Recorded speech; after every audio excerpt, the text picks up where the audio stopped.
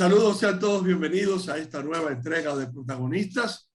En esta oportunidad tenemos como invitado al buen amigo Andrés Bustamante, un gran amante del baloncesto, un hombre que fue directivo durante mucho tiempo en el Club Deportivo Naco, uno de los responsables de que el equipo del Club Naco regresara a principio del milenio, al principio de los años de este siglo 2000, al baloncesto superior, y luego lograra su primera corona y única corona en el baloncesto superior del distrito en el 2006, además de uno de los creadores de la Plaza de los Inmortales del deporte naqueño. Bienvenido a Protagonistas, Andrés Bustamante. Bien, gracias, Mario. Realmente oyéndote, no hemos terminado la entrevista y parece que esto va a ser de muchas lágrimas, porque oírte hablar y estar en un programa como este, que yo soy un aficionado y soy un seguidor, y ver tantas figuras que pasan por este programa, tener el privilegio de estar aquí, tú no te imaginas. Te agradezco sinceramente esta bendición, porque eso es lo único que se puede llamar, esta bendición, y espero real y efectivamente poder llenar la expectativa. Muchas gracias, Mario. Claro que sí. Andrés, ¿tú eres nativo de la capital? Sí, yo nací en Santo Domingo. Te voy a hacer una historia.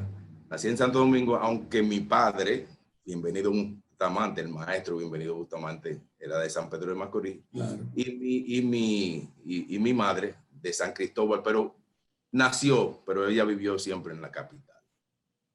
Ellos se unieron, ¿verdad? Como es algo preciso, y me dieron dos hermosos hermanos. Alejandro Bustamante, que tú lo conoces, el Fabu, jugó baloncesto allá en el Club Naco, y mi hermana Eugenia Bustamante, que jugaba voleibol en el colegio. Ellos, Alejo vive en Puerto Rico y mi hermana vive en España. Tengo una familia.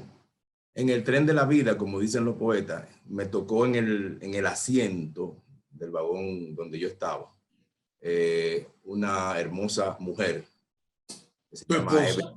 Tu esposa. Evelyn Jorge, que es mi esposa. Ahí procreamos 3 hijos, bellísimos, a quien yo adoro muchísimo.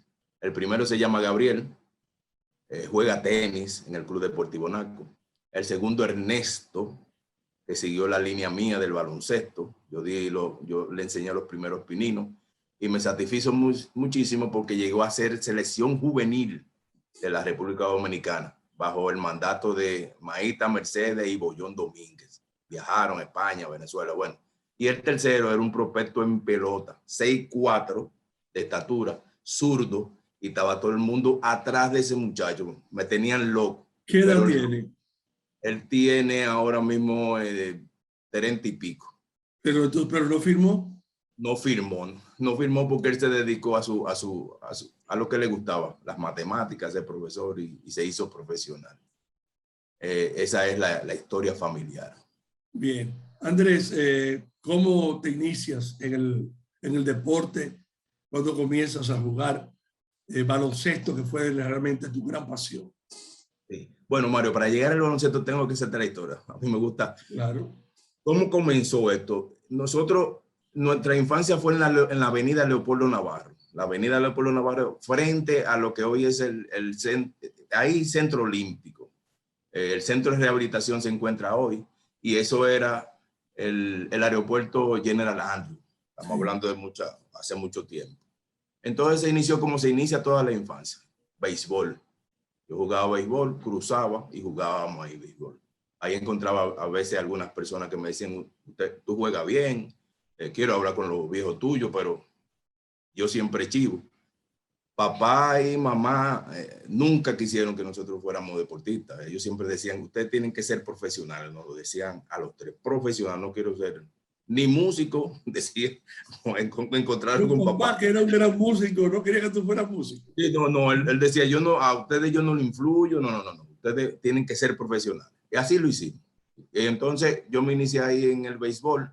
Mario, te tengo una anécdota en ese sentido, con lo del béisbol. En un día de los Reyes, a nosotros nos dejaron uniforme de pelota. Yo me acuerdo que el mío era el número 23 de Felipe Alou. y el de mi hermano era el número 17. Nosotros Pero, andábamos... pero espérate un segundito. Sí. ¿Y tu papá qué era? ¿Estrellita o escogidista? Mi papá era estrellita, buena pregunta. Mi papá era estrellita empedernido. Pero claro, porque la de San Pedro de Macorís. ¿Y por qué te regalaron uniforme del escogido? Porque yo era de la capital y lo que te quiero decir, nosotros vivíamos cerca de la familia de Juan Marichal y también cerca de la familia de los Alou. No ellos, pero vivían cerca de la San Francisco, cerca del sector de Don Bosco.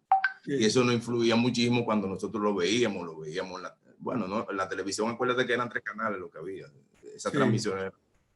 Bueno, y papá realmente lo que solamente pudo disfrutar 2 campeonatos, el 54 de la Estrella Oriental y el 67. Tú tienes más conocimiento que yo, porque el 2018 no, porque él murió en el 2001, lamentablemente. Sí. Y yo me acuerdo que también me regalaron un guante de Bill Mazeroski, que yo no sabía quién era. Y luego con la postalita y viendo, digo, Bill Mazeroski, digo, segunda base, un hombre que dio un jonrón a los Yankees, jugando de los Piratas de Pittsburgh en el 60. Bueno, pero lo que te quiero decir que en un momento que visité el estadio, el play, como uno dice, hay alguien, un vivo, me pidió prestado el guante. Y ya tú te puedes imaginar. ¿Y se quedó con él? Se quedó con él. Cuando yo llegué a mi casa, después de tantos fuetazos, tú puedes imaginarte que mamá jamás me quiso comprar un guante. Yo jugaba con guantes prestados. Bueno, de ahí comenzó. Eso es de las anécdotas que a veces yo recuerdo, digo, y que yo usaba los clavos. El día de los Reyes yo usé los clavos hasta en la noche. Yo comí con él, cené con los clavos, daba vuelta en la calle, se oía tic, tic, yo y mi hermano parecíamos un ballet. Play, play, play, y después entrábamos al play. Bueno, Mario, luego de ahí jugaba béisbol y entonces me fui a los colegios. Colegio Calazán, que fue poco tiempo, pero llegué al colegio Loyola. En el colegio Loyola yo comencé a jugar fútbol, porque eran padres jesuitas, sí. Y lo que se jugaba era fútbol. Y también béisbol, porque el director de deporte de entonces del Loyola era Félix Aguasanta. Félix Aguasanta me vio en pelota, me vio que dijo, pues tú juegas muy bien, pero me dijo, ¿a ti no te gusta el baloncesto? Esa fue mi primera conexión con Félix Aguasanta, yo no lo conocí. Yo le dije, no, yo no juego. Mira, yo te invito a que tú vengas a practicar, y así lo hizo, para no cansarte el cuento. Entonces fui y practiqué y esa fue la pasión. Yo solté pelota, solté fútbol y entonces comencé a jugar baloncesto, donde yo me destaqué en los intercolegiales, que era de esa época. Esos eran los mejores juegos de la vida. Y me destaqué. Más o menos, ¿qué año estamos hablando, Andrés? Bueno, eran los 60 y pico. Sí.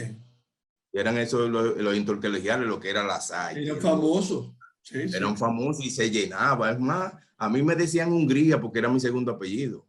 Ese era el apellido de mamá, Bustamante Hungría. Entonces me decían en Loyola, Hungría, Hungría, Hungría. Y la gente, a veces yo andaba en la calle y me decía, mire, ese es Hungría. Y yo decía, pero ¿cómo me conocen? Pero que iban a esos colegios y de todos esos colegios me veían. Aparentemente yo jugaba muy bien, porque hubo un momento que Félix Aguasanta me dijo, yo te conseguí una beca en el evangélico.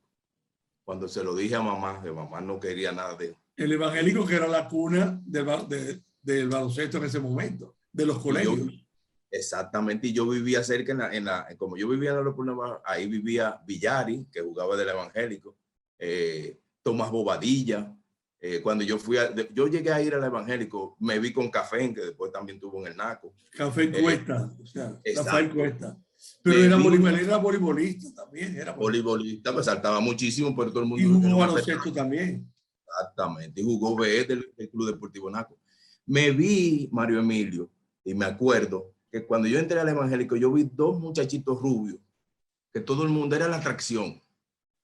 Y yo hasta pregunté, ¿y quiénes son estos niñitos que juegan tan bien? Jugaban precioso, bien. Yo me imagino quiénes eran. Y cuando yo me quedé así, me dicen, Iván y Omar se parecían. Yo me decía, ¿y cuáles? No, que son como mellizos. Yo dije, pero lo ponían a jugar con gente grande y acababan, y se le iban. Digo, ¿pero qué es esto? Iván y Omar Mieses. Eran las niñas lindas en el evangelio. No sé si del reverendo Néstor Lira, de Félix Aguasanta. Y luego, para satisfacción, digo, pero mira los muchachitos que yo vi en esa época, mira quiénes son. Hoy aplaudimos nosotros siendo selección. Extraordinario esos muchachos. Bien, Andrés, vamos a la primera pausa y regresamos en un momento.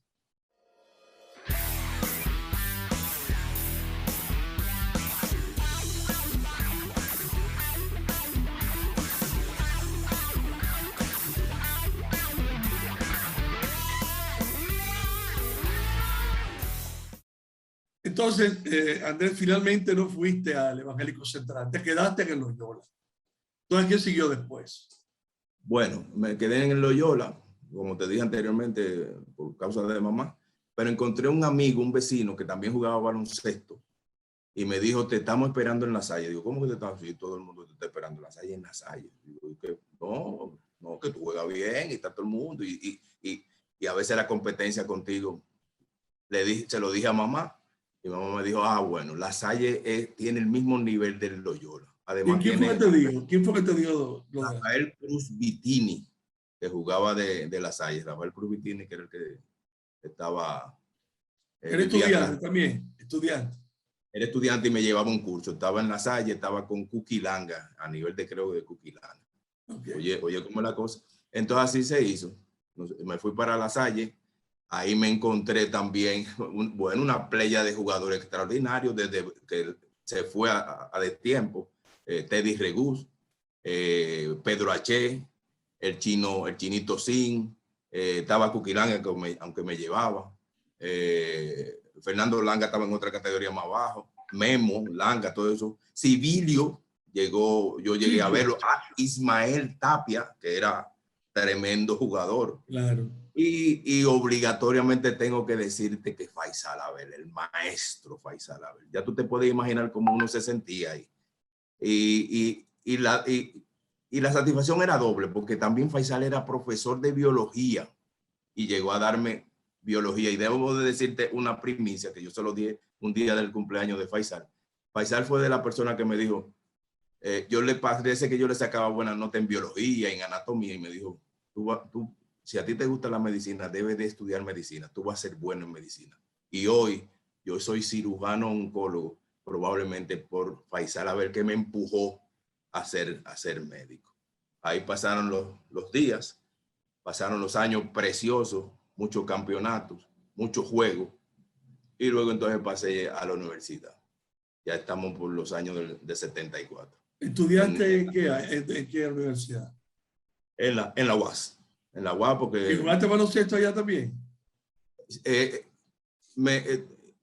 Entré al equipo de la UAS, pero realmente la profesión era muy absoluta. Era difícil, pero muy difícil. Yo iba, no, pero tú no vienes, o no podía jugar realmente. O sea que no, ya yo comencé a mermar. Y de que yo entré a la universidad comencé a mermar. Y no jugué en la universidad como debía, pero siempre con el deseo de hacerlo. De ahí entonces ya me mudo en los mediados y finales del 79, del 70, ya me mudo al Naco, en Sánchez. Esa era la calle Heriberto Peter donde te mudaste, sí, Naco, que era la 28, yo vivía en la calle anterior, en la 27, la Gilberto Gómez, que durante tantos años fuimos vecinos. Exactamente. O sea, patio con patio prácticamente. Patio con patio, así mismo. ¿Cómo no? Sí. Entonces ahí me mudé, comencé a asistir al Club Deportivo Naco y ahí me encontré con muchas personas que ya conocía, porque lo conocía desde el Loyola y lo conocía desde La Salle. Froilán Tavares, Aldo Lechon, que jugaba del Loyola, Sergio Tavera, que jugaba del Loyola. Esas eran personas que desde que yo llegué al Naco, Bustamante, Hungría, y de La Salle, entonces Cuquilanga. O sea que cuando yo entré al Club Deportivo Naco, yo estaba casi en la misma familia. Digo, ¿cómo? Y ahí ya llegando con edad, entonces llegué a la categoría C al principio y luego pasé a la B, que fue mi estancia. Ahí en la B llegué era Alejandro Abreu, era el que dirigía. El presuperior. Sí.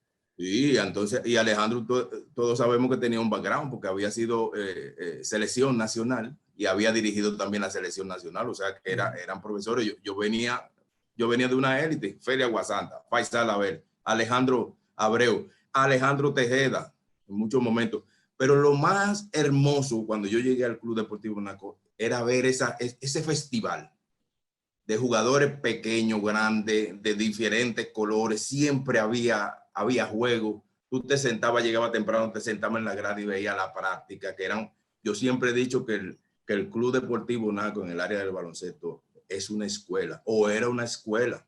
Ahí porque pasaban los mejores jugadores y también pasaban los mejores instructores. Y era casi un 50 o un 60% de la selección nacional. Cuando tú decías selección nacional y tú cogías y tú veías que habían 5, de 2 habían 5 que era del Naco. Sí. Que nadie se ofenda, sí, porque era una escuela. Y eso es de las cosas que uno todavía lo recuerda y uno lo ama. El Naco es una escuela. Había fundamento. Yo todavía cuando tengo que hablar en algún sitio, digo, el Naco es una escuela de fundamento. Sí. Nos enseñaban. Claro. Sí. Esa época del superior, de Naco, del 74 al 86, que tú la viviste perfectamente. Sí. Esos grandes equipos, esas derrotas ya al final, no poder conseguir esa corona ansiada. Háblanos un poquito de eso, porque tú fuiste parte del grupo que apoyaba siempre, que estaba presente en las gradas, inclusive que estaba en el club apoyando a los jugadores. De ese lado, porque yo estaba en el lado dirigencial, pero de ese lado, ¿cómo se sentían los fanáticos? Háblanos un poquito de eso, porque es interesante que las nuevas generaciones sepan, conozcan eso, ese sentimiento que ustedes tenían. Sí, así mismo. Bueno, como yo te dije anteriormente, el Naco era una escuela. Y esa escuela nosotros decíamos, como fanáticos y como jugadores, decíamos, pero si somos los mejores, debemos de ser los mejores. Y no te puedo negar que fuimos los mejores. Si nosotros cogemos el récord, como tú dices, del 74 al 85, cuando nos retiramos, sí, en esos 12 años, el Naco siempre clasificó. De los 12 torneos, el Naco clasificó. Sí, y yo me acuerdo que clasificó 4 veces como primero, 3 veces como segundo, 3 veces como tercero y 2 veces como cuarto. Pero siempre fue a la semifinal. O sea que nosotros disfrutábamos porque siempre estábamos en la semifinal. Y de esa semifinal, nosotros llegamos 7 veces a la final. Lamentablemente, llegamos siempre en segundo, de 6 a 7 veces. Eso nos tenía nosotros siempre con una ansiedad de llegar al primer lugar.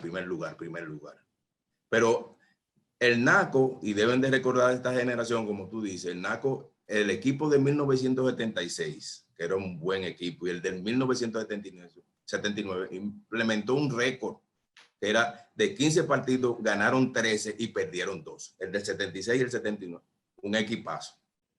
No te puedo negar que en el 77 también teníamos un equipazo, pero tú te acuerdas el problema que hubo entre Cucho y Winston. Sí, se terminó el torneo antes de... Terminó, aunque después se quedó inconcluso. Sí, inconcluso, aunque después se unieron en la selección, que tú participaste con Rubén Comarazame, se fueron a Panamá y ganaron el oro. Pero ¿quiénes estaban ahí? De la selección habían 5 de Naco. Había que contar Naco y San Lázaro, porque era la crema. Bueno, como para contestar tu pregunta, entonces nosotros arrastrábamos esa tristeza y esa esperanza. Tenemos que ganar el primero. Somos buenos.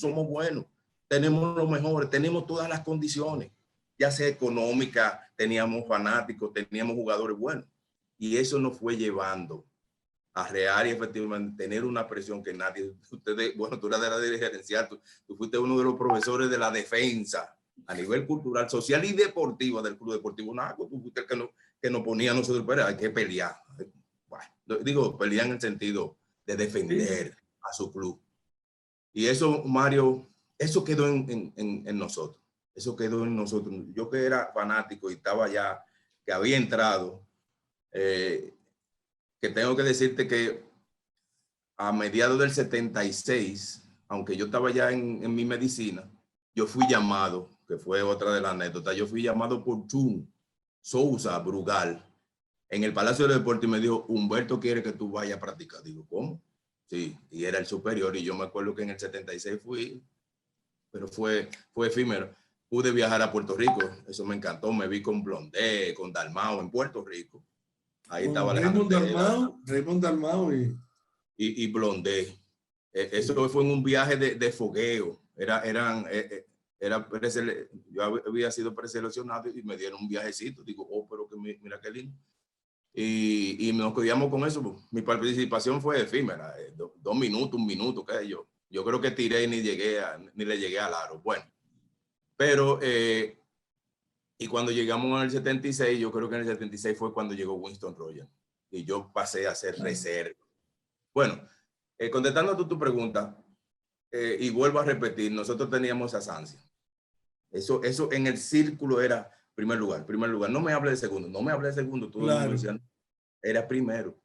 Eso me motivó y nos motivó a un grupo a tener la esperanza de que en algún momento, luego de su retiro, el Naco volviera y pudiésemos ganar el campeonato. Sí, Andrés, vamos brevemente a una pausa. Bueno. Quiero añadir que lo que mencionaste, Raymond Dalmau y Héctor Blondet, el mago Blondet, fueron uno de los grandes jugadores puertorriqueños de todos los tiempos. Así que vamos a la pausa y regresamos en breve.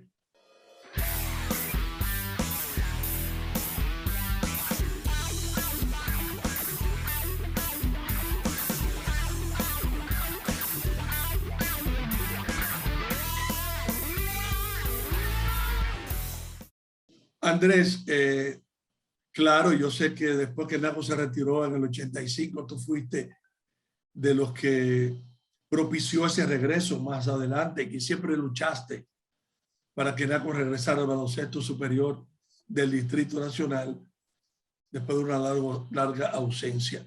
¿Cómo tú entras ya en el plano dirigencial al Club Naco, ya como directivo, como, podemos decir, como propulsor, no solamente de baloncesto, sino de otros deportes en la entidad? Perfecto. Fue un llamado de Alejandro Asmal Sánchez, que Dios lo tenga en la gloria. En el 2000, Don Chito, él me llama y me dice, me han dicho que usted le gusta el deporte y sabe mucho de deporte. Y yo, no, yo juego baloncesto. Yo quiero que usted pertenezca a mi plancha en el 2000. Y yo me quedé, ya usted sabe, este hombro con ojo azul de fácil léxico. Digo, es para mí un honor. Y así empecé. Empecé en la plancha de Don Chito en el año 2000 y duré 16 años. Y él me nombró como delegado deportivo ante la Junta. O sea, él dijo, todo lo que se mueva a nivel deportivo tienen que hablar con Bustamante. Porque él que va a hacer el enlace y él que nos va a decir qué es lo que está pasando y qué es lo que hay que hacer, la motivación. Y así lo hicimos. Yo que era un apasionado del baloncesto, dije, espérate, este es mi momento. Bueno, cuando yo se planteó en esa junta directiva que queríamos volver con el baloncesto, tú no te puedes imaginar.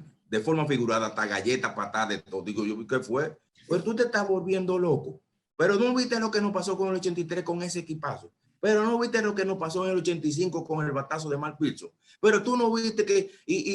Pero hazme el favor, digo, pero qué barbaridad. Aproveché, para no hacerlo más largo, que en un momento Don Chito era muy competitivo, deportista. Y en un momento solo le digo, Don Chito, óigame bien, usted ha hecho de todo, Don Chito. Usted me ha puesto el Naco así, esto, que yo, que lo único que a usted le falta es que el Naco llegue a primer lugar. Y él eso lo motivó y dijo, hermano, pues verdad, mire, dele para adelante. Y eso me ayudó porque cuando yo lo planteé de nuevo en la junta directiva, entonces ahí Don Chito me ayudó, me dijo, pero me acondicionó diciendo, mira, nosotros vamos a participar, pero no económicamente, era Don Chito, económicamente no vamos a hacer nada. Nosotros teníamos una amistad con Manuel Fran Guzmán Landolfi, que tenía una compañía que se llamaba Mafra. Mafra quiere decir Manuel Fran, que era una compañía dominicana con diferentes áreas de Europa, Italia y otras. Y él entonces, hablamos con él y aceptó. Ah, ok. Y para entramos ser el comercializador. Sí, para ser el comercializador. Exacto. Entonces, en el 2002 entramos. Estaba Doñé, un coach, un manager que venía de los Alcarrizos y estaba dando alguna práctica. Oye, el basquetbol estaba paralizado. Ni los hijos de uno querían jugar, nadie quería jugar, nadie quería hablar de baloncesto.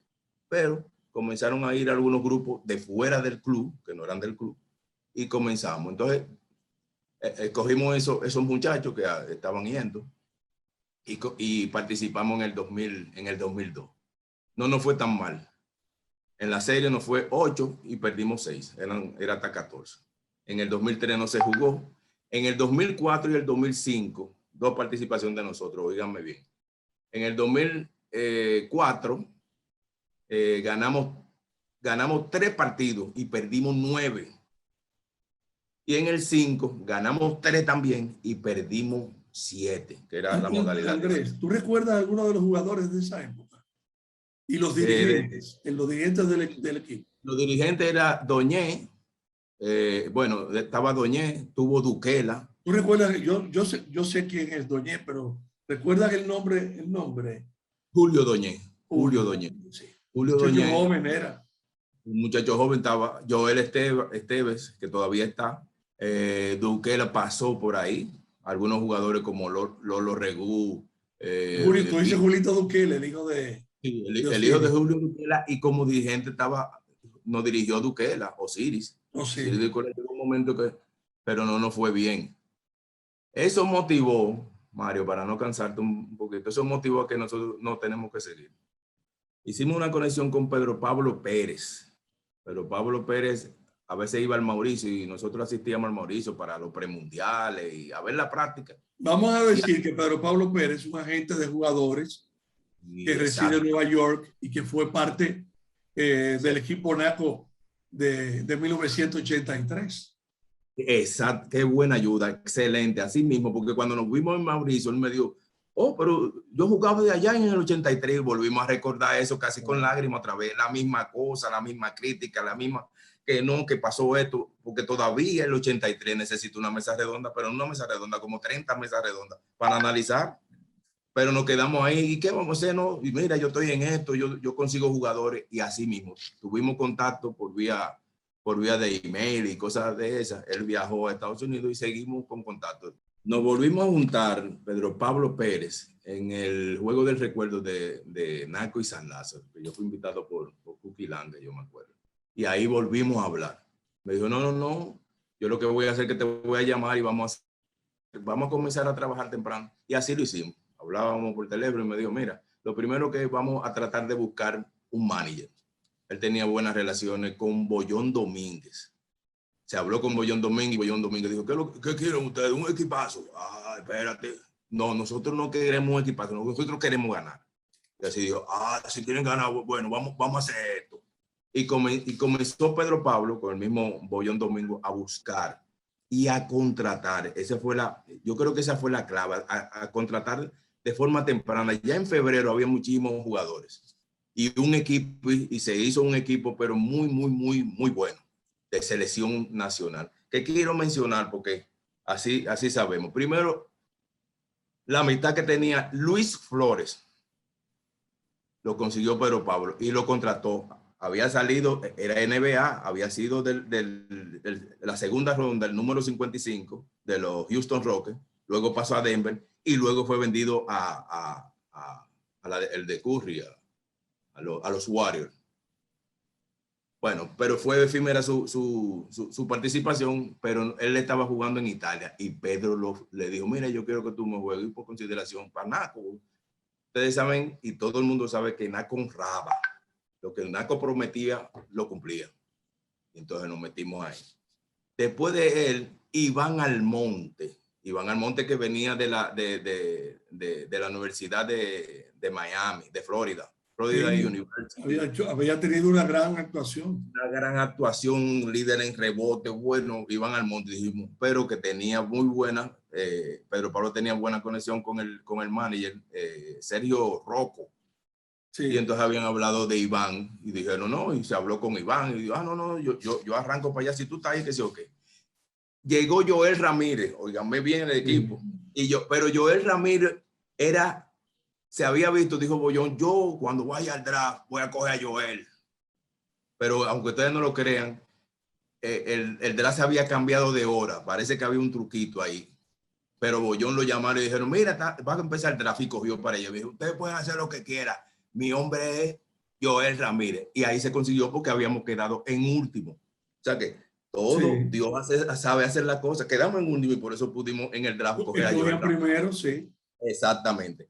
Entonces, aquí la conexión de Pedro Pablo era de Junior Páez, que sabía, Junior Páez, JP. Sí, sí, el de San Lázaro. Exacto. Porque y entonces, San Lázaro.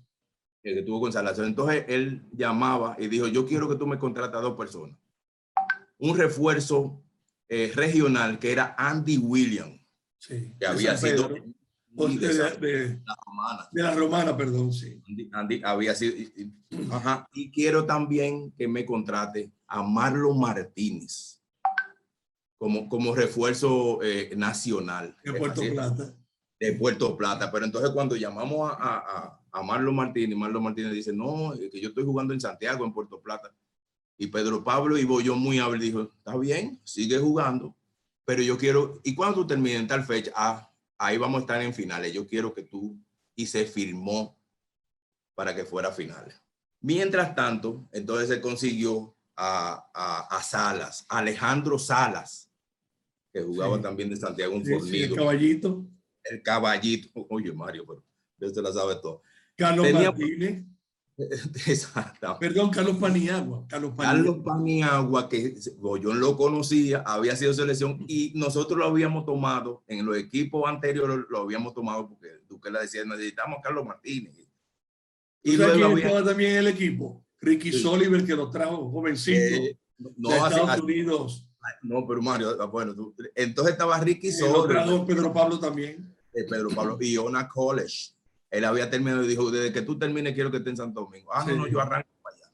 Entonces, otros eran ya de los que estaban aquí en la camada. David Medrano, el Jabao, y Alexis Mercedes, que era un muchachito que jugaba muy bien, y Roberto Montalvo, que era un fornido, para que resolviera. Se hizo un cuerpo técnico, Bollón, estaba... Tepo Tapia. Entonces estaba Tepo Tapia. Tepo Tapia era para psicológicamente cuando llegáramos a la final y tú sabes cómo es Tepo Tapia. No, mi hermano, es así que se tiene que hacer. Fue maravilloso. Entonces estaba Joel Esteves, que era como un agradecimiento para que estuviera con nosotros, y estaba Ayata, el nombre es Julio César Javier Ayata, era el asistente de Bollón. Sí, también fue dirigente muchos años también, o ha sido dirigente todavía. Así mismo, entonces se conformó ese equipo.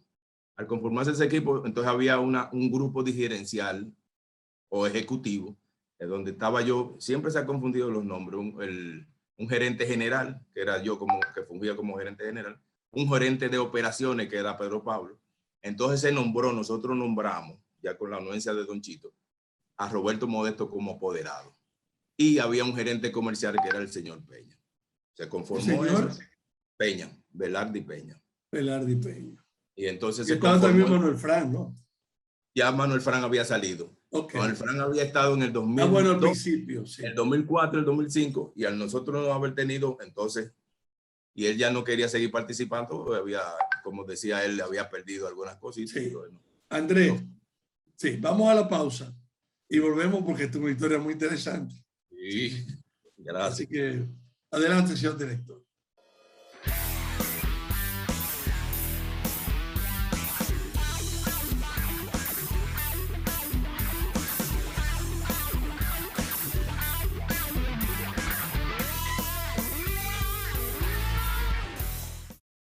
Bueno, se formó ese gran equipo, tanto en la cancha como dirigencial y técnico. Y entonces, hablando de los esfuerzos, porque también tuvieron buenos esfuerzos ese equipo de nada. Exactamente. Bueno, el primer refuerzo que consiguió Pedro fue Omar Thomas. Sí. Omar Thomas vino y nosotros en el equipo habíamos ganado los 4 primeros juegos, invicto, 4 juegos. Pero Bollón, el dirigente, dijo, yo quiero que me lo cambien. porque yo necesito alguien que, como decimos vulgarmente, que la meta de 3. ¿Cómo? Pero estamos ganando. No quiero uno porque no. Entonces, ahí se trajo a Ronald Blackshear, un lanzallamas de 3, tremendo. Y entonces entró Ronald Blackshear. Pero Ronald Blackshear terminó, y cuando terminó ya a nivel de semifinal y final tuvimos que cambiarlo porque Bollón dijo, no, espérate, ahora tenemos que buscar otro refuerzo. Ahí fue Y que buscó vino, a Roger Washington, que ese se fue el que conocía el terminó. pato. Porque el mismo Bollón dijo, sí, Blackshear es bueno, pero ya comenzaron a darle golpe. ¿Cómo? Y ya lo veo como que está huyendo. Pero Roger Washington se conocía el patio, había jugado 42 juegos en Venezuela y ya dijimos, no, ese mismo, entonces se trajo. En la serie regular, ese equipo de Naco hizo un score de 10-2, 10 victorias y 2 perdidas, pero implantó un récord de 9 juegos ganados consecutivos, rompiéndole el récord al equipo de Naco de 1976, que había sido 8-0. Pero aún nosotros teniendo esa alegría, no nos conformábamos. Nosotros lo que queríamos era llegar a la final. Luego vino en la semifinal un todo contra todo, nos fue bien, 3-1, pero real y 5-1. 5-1. 5-1. Y entonces, realmente lo que queríamos era la final, porque aunque no lo crea Mario, el fantasma siempre no Pero claro, todo el mundo estaba pendiente de que Naco perdiera la final otra vez.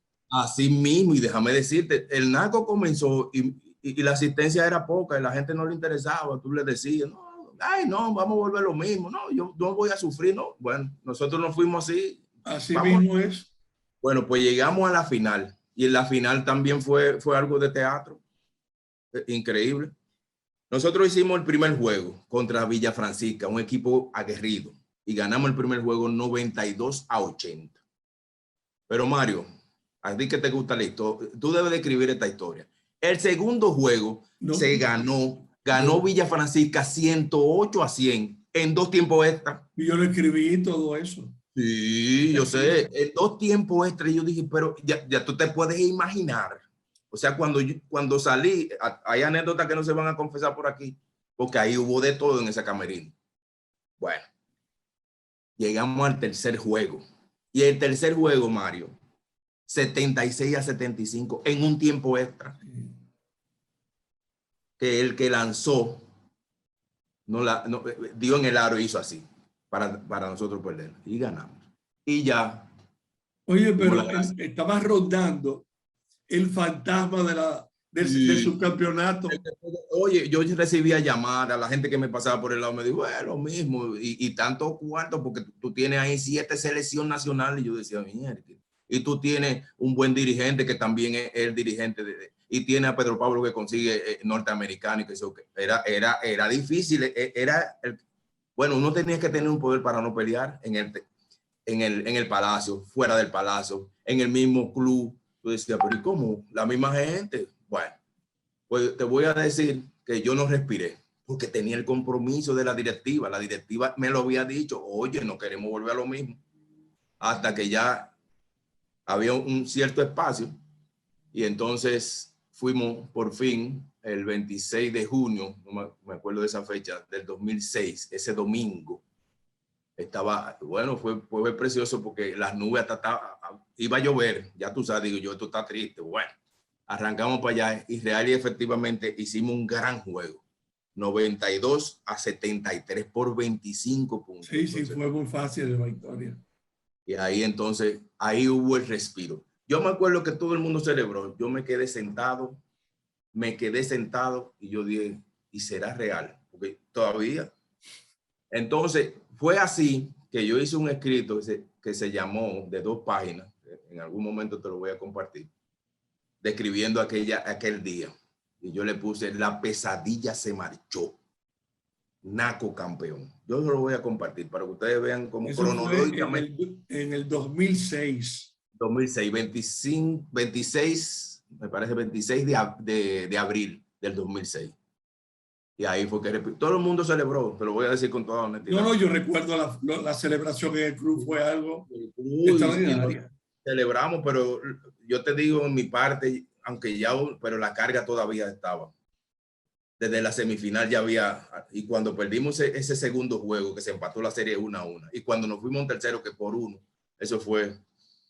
Pero realmente eso nos sirvió a nosotros y nos enseñó de que cuando se trabaja con tiempo, cuando se trabaja con pasión, con amor, cuando hay una coordinación, cuando hay un respeto de todos los niveles, entonces sí se puede llegar al triunfo. Y gracias a Dios, el Club Deportivo Naco en el 2006 tiene a Naco como campeón, ocupando a 4 equipos que solamente han llegado a primer lugar, como son Huellas del Siglo, Los Astros, y no sé si Villa Francisca, creo que 1 o 2, no sé. Y nos salimos de ese encerramiento que era el no haber ganado, que solamente lo ocupa Villa Duarte, lamentablemente, que es el único equipo que no ha ganado en la Abadina. Y nosotros, con un equipazo, teniendo todos los recursos y todo, estábamos ahí sin ganar un campeonato. Entonces, eso es una de las cosas. Una de las grandes satisfacciones tuyas, ¿verdad? Sí, no solamente mía, yo siempre digo... Bueno, del grupo entero y de tanta gente que incidió en eso. Mucha gente. Y también le puedo decir, hasta los mismos detractores nos sirvió porque era una lucha. Incentivaron. Sí, ahora te voy a decir, aunque tú estás ahí presente, te tengo que decir que me encantó el artículo que tú escribiste con los campeones, que describiste. Y además dijiste, oye, eso es un reconocimiento a todas aquellas personas, tú, Ravelo, José Ravelo, Humberto, toda esa gente que hicieron lo mejor, que no se pudo, pero y eso realmente es un reconocimiento a ellos, el esfuerzo que hicieron ellos. Andrés, después ya, ¿qué siguió? ¿El Naco salió de nuevo? El Naco salió de nuevo en el 2007. Me río y perdóname que estaba en televisión. No, pero que yo sé. Pero el Naco en el 2007, y en el 2007 nos llegó, cuando íbamos a pasar a la final, hubo una compostura y un juego que ya yo ni recuerdo. Creo que los Minas estaban en primero y tenían que jugar con San Lázaro. Si perdía San Lázaro, entrábamos nosotros, y si ganaba San Lázaro, entraban ellos. Y ya sabemos lo que ocurrió. Lo que ocurrió, ahí se armó que se o cuánto, entonces nosotros, nada, hicimos lo mismo, echamos hacia atrás y nos retiramos. Mandamos algunas cartas, algunas cosas. Yo era, en ese momento, en el 2006, en diciembre, a mí se me había nombrado como vicepresidente de Abadina.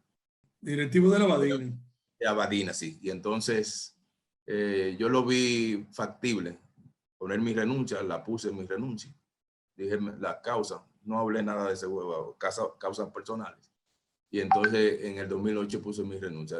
Cholo Suero me mandó una respuesta de que no aceptaba la renuncia, pero yo no la acepté. Se lo dije a Don Chito y ellos entendieron. Y así me pude. Y ya Naco no siguió. Y Naco no siguió. Así es. Hasta el sol de hoy. Hasta el sol de hoy. Porque nosotros habíamos hecho 12 años y luego habíamos hecho una pausa de 16 años. Y volvimos en el 2002. Bien. Después de 16 años, y entonces el triunfo lo conseguimos en el 2006. Andrés, vamos a la última pausa ya y regresamos en un momento.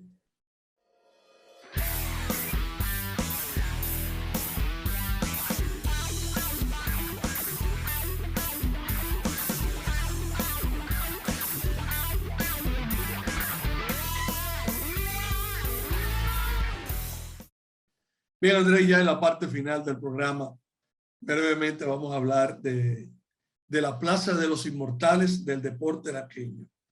Tú fuiste uno de los fundadores, hablarnos un poquito de eso, de esa historia, cómo comenzó todo, esa iniciativa que se mantiene hasta el día de hoy, inmortalizando a los principales actores deportivos en el Club Naco. Así es, Mario, tú lo has dicho. Yo he tenido muchas satisfacciones, pero una de las grandes satisfacciones es haber presidido y quiero corregir, aunque dije haber presidido, no puedo decir haber presidido, haber coordinado, porque realmente la plaza se mantenía de 4 hombres extraordinarios, que era el comité permanente. Y permíteme decir los nombres. Y voy a comenzar contigo. Mario Emilio Guerrero, Roosevelt Comarazami. Mira cómo me pongo, me engrifo. Antonio Coco Quesada y Tancredito Aybar Castellano, hijo de Torres, hijo de Tancredo Aybar Castellano, inmortal. Sí. Y ustedes, gracias a Dios, inmortales también. Roosevelt, inmortal nacional, inmortal también del NACO. Ese fue un programa que se hizo en el 2011. Don Chito había salido, había hecho un receso momentáneo y se quedó Antonio Alma. Y Antonio Alma habló sobre ese programa. Vamos a un programa, esto.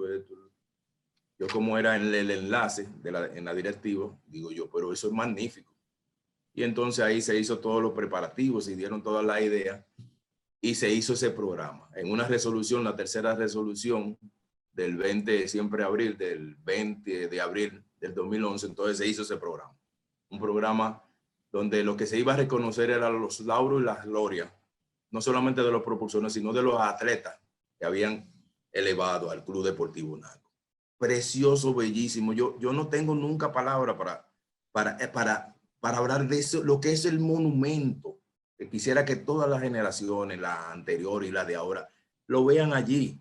Es más, estratégicamente está sedimentado, está fijo entre la piscina, entre el tenis y entre el baloncesto, que eran los deportes íconos del Club Deportivo NACO. Y está allí, y ahí están esos nombres. En nuestra representación, nosotros hicimos 5 programas antes de salir. Y de esos 5 programas nosotros saltamos 13 propulsores y 23 atletas, bueno, de los mejores atletas. Todavía se siguen exaltando, gracias a Dios. Y yo creo que debe de permanecer. Es una obra. Y déjenme decirle, como hace NACO, es el pionero. Usted va a cualquier otro club y no va a encontrar una plaza de inmortales del deporte naqueño. No solamente eso, yo he comenzado a leer desde hace mucho tiempo a ver si veo algo en el Caribe y probablemente no exista. O sea que tenemos que reconocer que NACO reconoce a sus atletas en su mismo club y es el único club. Entonces eso hay que mantenerlo, eso hay que adorarlo. Claro, ha seguido, después que nosotros hicimos esas 5 exaltaciones, se ha continuado y se han ido exaltando también otros atletas y propulsores destacados del club. Y quiero en este momento resaltar que el día 5 de noviembre habrá una exaltación, un nuevo ceremonial, y el doctor Andrés Bustamante será por fin, yo creo que verá un poquito tarde, pero será por fin exaltado como parte de los propulsores destacados en la Plaza de los Inmortales del deporte naqueño. Gracias, Mario. Se ve la amistad que me tiene. Yo me acuerdo, ahora que tú me dices, porque es que tú me pones como a llorar. Me acuerdo que cuando yo fui al B, que yo no lo dije, yo tengo que decirlo, cuando yo llegué al B del Club Deportivo NACO. Al equipo B. Al equipo B, al equipo que era un presuperior. Había mucha gente que practicaba, y ahí estaba tu hermano Nelson Guerrero, que tanto lo recuerdo, fornido, una yompa, un salto. Iván Brea, le que le decíamos el mudo. O sea, periodista de baloncesto. Héctor Ramírez, Mauro Romero, Charlie Piantini. O sea, quizá para mucha gente no digan nada, pero para nosotros son personas que no los recordamos. Johnny Martínez, ¿te acuerdas que era duro? Claro. Johnny García, Los Matos, Chichiti, Tico, José Amable Frometa, Froilán Tavares, Dencil Mera, Patricio Badía, que en paz descanse, Alejandro Bustamante, el Fabo, llegó a jugar, Georgie Curiel, hay que mencionarlo, a Méndez, a Huicho Javier, a Temi Jordiane y Leoncio Almanza, bueno, y luego todos esos muchachitos que nosotros veíamos practicar en ese Club Deportivo NACO, que hoy todavía siguen jugando en ligas de máster, como son Oscar Paniagua, Guillermito Del Monte, Roberto Rubio, bueno, una camada de buenos jugadores con fundamento. Sí. Eso es maravilloso. Y son de las personas que hay que pensar también en algún momento en exaltar en la plaza porque eran íconos. Edgar Lugo, Dios mío. Fueron buenos momentos. Aldo Lecho, guay. Sí.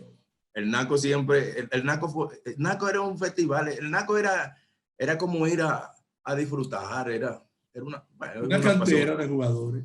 Así mismo decía Aldo, y quiero probablemente terminar con esta frase, Aldo Lechon, cuando fue exaltado y tú estabas ahí, dijo, señores, el Naco no es una membresía, el Naco es un sentimiento. Y real y efectivamente es así. El Naco es un sentimiento. El que tenga y el que haya vivido y sea socio del Naco tiene que tener ese sentimiento para saber lo que es el Club Deportivo Naco, que nos dejó como legado Juan Isidro Bernal Jiménez, nuestro primer presidente del Club Deportivo Naco, el 16 de diciembre de 1958. Hay que honrarlo también. Andrés, gracias. Ha sido un grato placer tenerte aquí en nuestro programa. Han sido historias emocionantes, emotivas para recordar todos esos años del baloncesto del Club Naco, esa victoria en el 2006, esos años de frustración que quedaron atrás, que todavía recordamos, pero que, bueno, gracias a Dios, pues se superaron en ese momento con ese triunfo de los cuales tú fuiste artífice. Gracias por esta participación en nuestro programa y la verdad es que hemos disfrutado, yo creo que los televidentes han disfrutado de esta intervención tuya en Protagonista. Gracias, Mario. Siempre perennemente agradecido. No solamente yo, sino también mi familia. Gracias, de corazón. Bien, gracias. Gracias por estar con nosotros, a los amigos televidentes, y será hasta una próxima ocasión en Protagonistas. Hasta entonces.